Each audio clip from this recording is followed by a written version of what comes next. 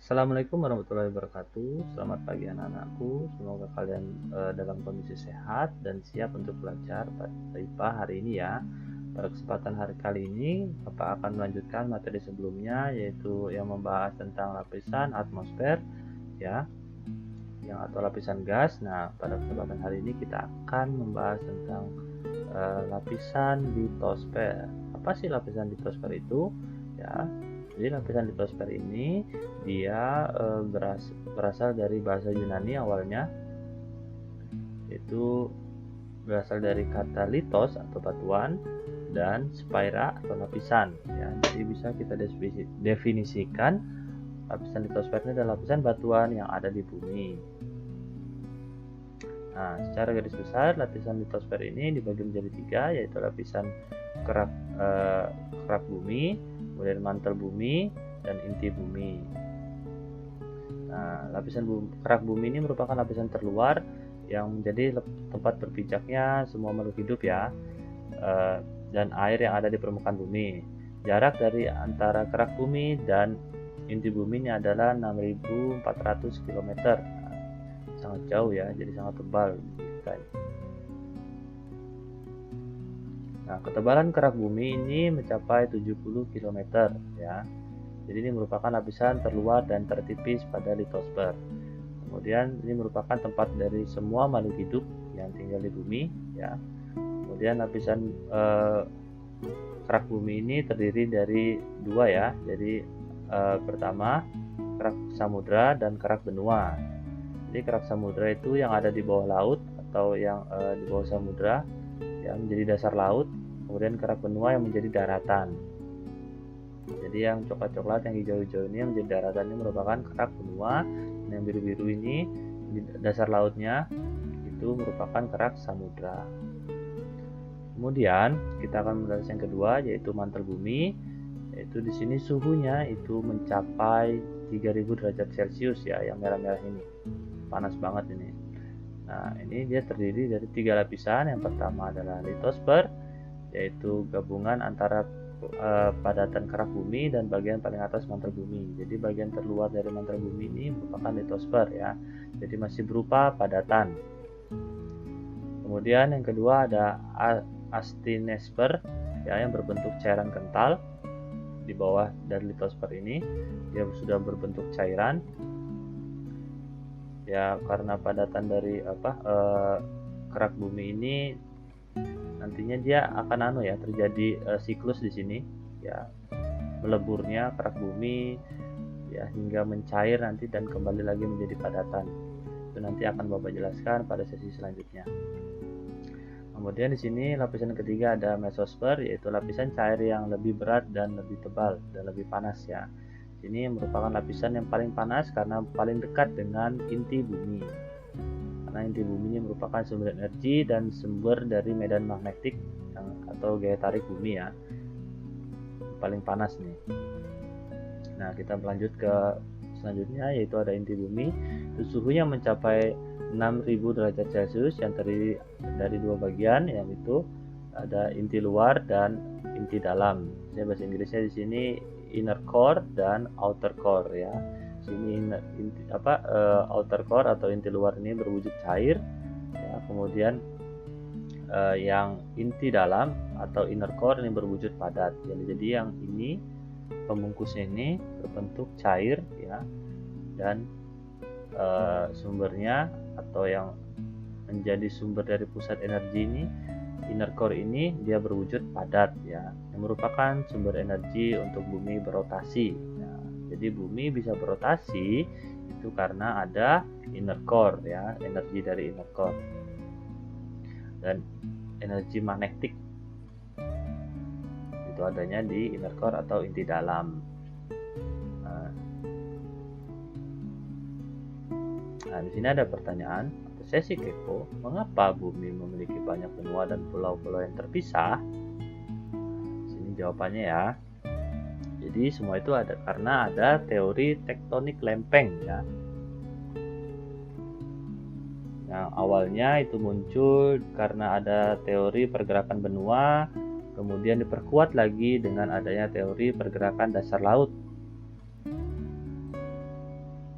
yang menghasilkan sebuah teori baru, yaitu teori tektonik lempeng. Nah, siapa sih yang menemukan teori ini dan apa saja sih isi dari teori ini? Kita lihat ya. Kita bahas satu persatu. Teori tektonik, teori pergerakan benua atau continental drift ya. Jadi di sini ada sebuah pernyataan, tahukah kamu bahwa benua dan daratan di bumi itu tidak pernah diam dan selalu bergerak ya, karena ada inti bumi tadi ya. Nah, di sini penemunya teori ini adalah Alfred Wegener ya, tahun 1912 dia menemukan teori ini. Jadi dia menyatakan bahwa jutaan tahun lalu daratan di bumi itu awalnya menyatu dan membentuk sebuah benua yang besar yang dinamakan Pangea ya. Dia menamakannya sebagai Pangea yang kemudian menjadi terpisah menjauh secara perlahan hingga menjadi bentuk-bentuk seperti sekarang. Jadi dia menyatakan bahwa dulu tuh daratan di bumi itu atau benua-benua yang di bumi itu jadi satu ya, satu kesatuan atau daratan khusus. Dia tuh menyatakan tersebut dengan bukti bahwa dia menemukan adanya fosil yang sama di benua lain, misalnya di benua Asia, di benua Afrika, benua Amerika. Dia menemukan fosil-fosil makhluk hidup yang sama. Dan contohnya dia menemukan fosil macan di Amerika itu sama dengan fosil macan yang ada di Indonesia ya. Jadi dari situ dia kemudian ada bukti lain, yaitu garis pantai yang sama, kemudian ada struktur batu-batuan yang sama. Jadi sehingga dia menyatakan bahwa daratan di bumi itu awalnya adalah satu, tapi itu terpisah secara perlahan ya, karena adanya pergerakan pada lempeng bumi. Nah, ini ilustrasinya ya. Jadi awalnya benua Asia, benua Afrika, benua Australia, Amerika, Eropa itu awalnya jadi satu ya, yang dinamakan dengan Pangea ini, kemudian terpisah ya karena adanya pergerakan-pergerakan lempeng bumi tersebut.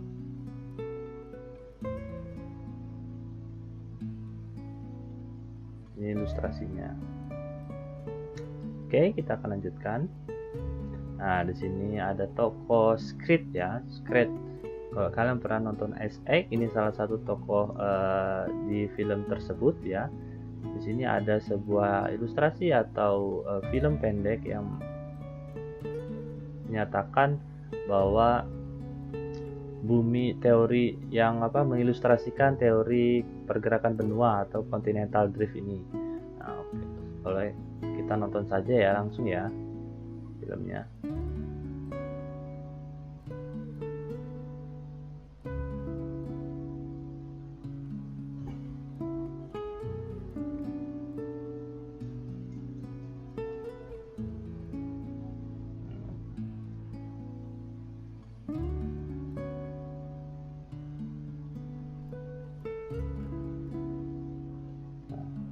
Yang menancapkan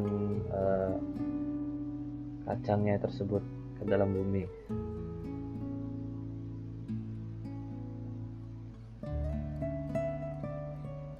Kalau di filmnya kan dia sangat mengejar-ngejar kacangnya tersebut ya. Akibatnya bumi jadi retak.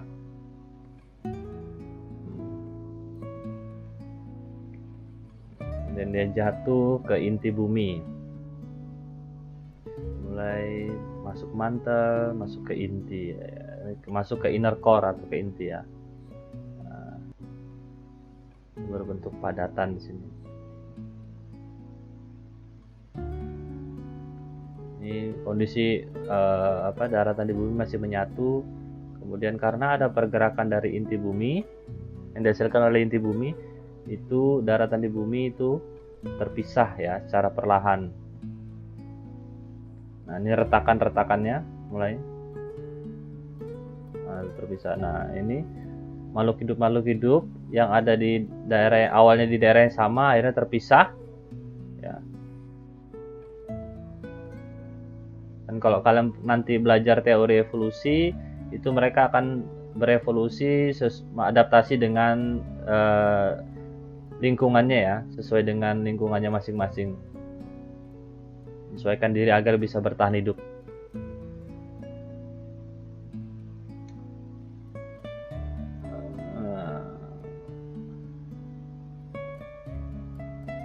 Nah, ini kalau kalian lihat ini sudah kondisi buminya sudah mulai terpisah ya. Kondisi daratannya sudah mulai terpisah antara benua satu dan benua yang lain. Hingga kondisi daratannya seperti yang saat ini ya. Ada benua Asia, benua Australia, benua Afrika, benua Amerika, dan benua yang lainnya. Jadi banyak pulau ya. Nah, ini dia dengan ilustrasinya. Tapi sebenarnya bukan si Skrit ini ya yang menyebabkan ya, tapi memang karena adanya pergerakan lempeng bumi atau pergerakan bumi yang dihasilkan oleh adanya panas bumi atau gaya tarik magnet yang ada di inti bumi. Jadi yang membuat secara perlahan benua-benua yang ada daratan di bumi itu terpisah menjadi sebuah benua dan pulau-pulau kecil yang ada saat ini. Seperti itu. Oke, kita lanjutkan. Sini apa penyebabnya terjadinya pergerakan benua itu atau continental drift tersebut? Jadi teorinya Alfred Wegener tadi itu dia ditentang ya pada saat tahun itu 1912 itu, karena dia tidak bisa membuktikan apa penyebabnya bumi itu bisa daratan di bumi itu bergerak ya, atau terpisah. Apa sih penyebabnya, dia tidak bisa membuktikan. Nah, pada tahun 1960 teorinya Alfred Wegener ini disempurnakan atau telah ditemukan buktinya ya, atau penyebabnya mengapa itu bisa bergerak si bumi tersebut. Nah, di sini Harry Hess menyatakan bahwa di bawah kerak bumi terdapat lapisan yang panas dan memiliki massa jenis yang lebih rendah, sehingga lapisan di bawah ini mendorong punggung kerak samudra ke samping dan membentuk patahan. Nah, patahan tersebut kemudian diisi oleh magma dari lapisan astenosfer, mantel bumi, sehingga magmanya mendingin dan membentuk sebuah kerak baru. Nah, inilah yang menyebabkan adanya atau yang menyebabkan teorinya si Alfred Wegener tadi, teori pergerakan benua tadi itu benar ya. Nah, ini salah satu buktinya atau penyebabnya. Nah, ini adalah ilustrasinya. Jadi panas yang ada dari inti bumi itu tersalur ke permukaan bumi sehingga menyebabkan pergerakan ya, kerak bumi meleleh, yang panas turun ke bawah ya, kemudian terjadi peristiwa konveksi, yaitu perpindahan panas disertai dengan perpindahan partikel, yaitu partikelnya tadi lapisan astenosfer tadi keluar ya ke permukaan, terkena air sehingga membentuk kerak baru ya, dan akhirnya membentuk benua-benua dan pulau-pulau baru, dan gunung-gunung berapi yang ada sekarang itu merupakan hasil dari peristiwa ini ya. Nah, teori tersebut juga diperkuat dari teori yang dicetuskan oleh Jack Oliver tahun 1960, yaitu ditemukan bahwa magma berada di bawah sepanjang garis lempeng tektonik, menandakan dasar laut bergeser seperti yang diperkirakan Wegener. Nah, di sini dia mulai sependapat dengan teori yang disampaikan oleh Wegener ya pada tahun 1912 yang awalnya ditentang tadi. Jack Oliver disebut-sebut sebagai ilmuwan yang membuktikan pergerakan benua melalui pembuktian seismolog ya. Ini akan dibahas pada sesi selanjutnya atau pada slide selanjutnya. Seismolog ini ilmu yang mempelajari tentang gelombang-gelombang yang dihasilkan oleh pergerakan bumi ya. Dan dalam tulisannya, seismologi and the New Global Tectonic pada tahun 1968. Seismologi ini merupakan seorang ilmuwan yang mempelajari tentang gelombang yang ada di bumi. Nah, dua teori tadi itu menghasilkan sebuah teori baru, yaitu namanya teori tektonik lempeng ya, atau pergerakan lempeng bumi. Di sini ada dua pernyataan dari teori ini, yaitu yang pertama, sebagian luar bumi tersusun atas litosfer atau kerak bumi yang dingin dan kaku, serta atas astenosfer yang bersifat plastis yang panas dan di bawah litosfer atau kerak bumi. Kemudian lempeng mengapung dan bergerak di atas astenosfer. Jadi kerak bumi atau yang kita pijak saat ini, daratan yang kita pijak saat ini, itu kondisinya mengapung ya, berada di atas astenosfer atau magma tadi yang bersifat cair ya.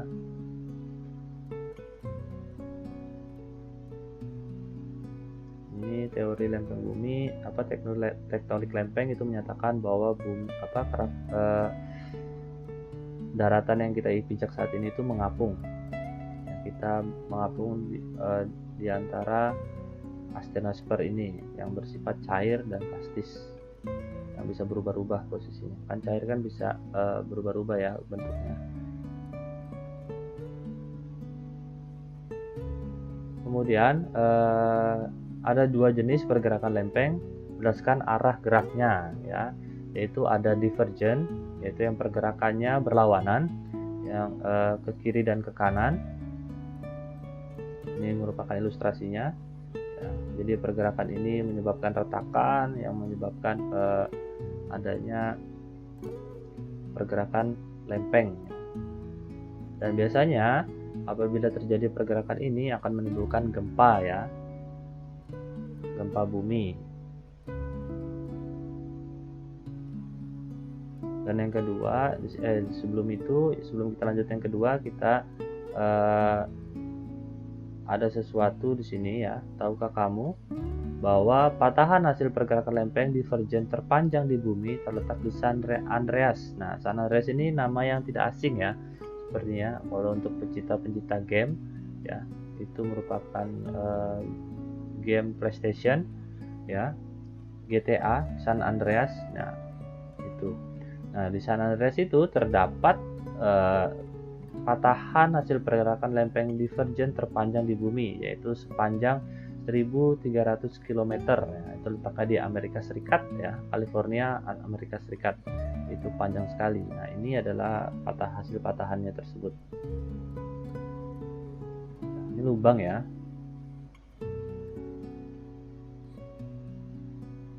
Itu dasarnya kalau misalnya ke dalam itu tadi kan kerak bumi itu 70 km ya. Nah, kalau kita masuk ke dalam itu nanti masuk ke bagian magma itu atau bagian lapisan astenosfer. Nah, ini yang tadi lapisan yang kedua, jenis pergerakan yang kedua, yaitu pergerakan searah ya atau konvergen. Di sini pergerakannya sama arahnya ya, ke satu titik yang sama. Nah, kalau kalian amati di sini, pergerakan ini akan membentuk sebuah gunung ya. Nah, Gunung Merapi itu terbentuk karena adanya pergerakan ini ya, pergerakan konvergen ini. Jadi kayak Gunung Merapi Krakatau, Gunung Merapi yang ada di Indonesia itu awalnya karena adanya pergerakan lempeng bumi konvergen. Nah, di sini ya. Ini ada yang unik dari Indonesia, itu Indonesia memiliki dua lempeng ya, titik lempeng yang bergerak konvergen, yaitu ada lempeng Indo-Australia dengan lempeng Filipina, kemudian ada lempeng Indo-Australia dengan lempeng Eurasia. Makanya kita di sini memiliki banyak gunung berapi. Gunung berapi kita banyak kan. Nah, kemudian daerah kita khususnya yang dekat-dekat gunung berapi tersebut itu dekat dengan lempeng tektonik ya. Nah, di sini juga yang memiliki potensi untuk terjadinya tsunami. Makanya tsunami dulu itu terjadinya di Pulau Sumatera, Pulau Lombok, Pulau Bali, Pulau Jawa, karena dia dekat dengan lempeng Indo-Australia dengan lempeng Filipina ini. Jadi dulu terjadinya tsunami di Aceh sama di Bali itu disebabkan oleh lempeng Indo-Australia dengan lempeng Filipina ini. Nah, di sini apa yang menyebabkan pergerakan lempeng tektonik ini? Nah, kita cari tahu ya.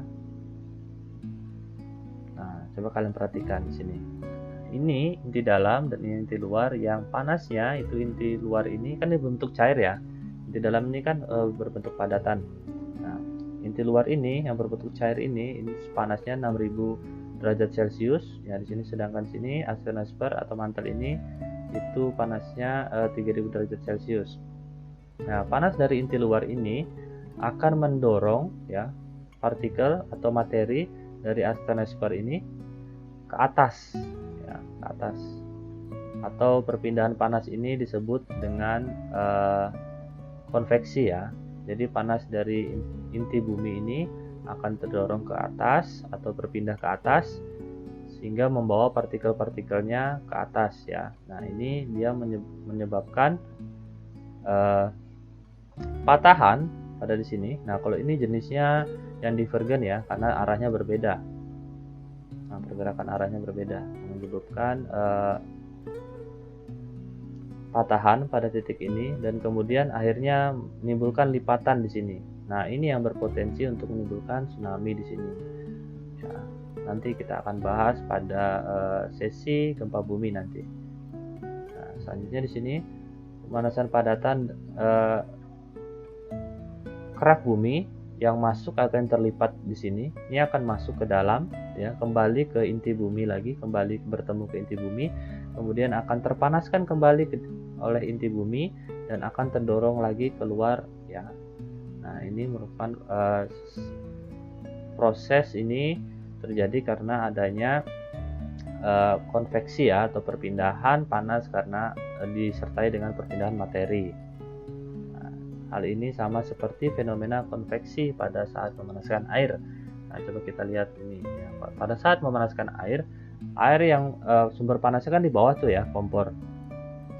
Nah, yang dekat dengan titik panas itu akan mendorong partikel air ke atas ya kan. Nah, itu sama seperti itu. Jadi partikel yang astronosfer tadi akan terdorong ke atas, kemudian akan menimbulkan pergerakan. Kan tadi yang kerak bumi kan padatan ya. Kalau terdorong terus-menerus kan dia akan patah. Nah, patah, kemudian kerak bumi yang tadi yang di bagian pojok tadi akan membentuk lipatan, kemudian masuk lagi ke bawah, akhirnya melebur lagi. Ya, akhirnya siklus itu akan terus-menerus terjadi secara perlahan dan hal tersebut yang menyebabkan terjadinya pergerakan lempeng ya.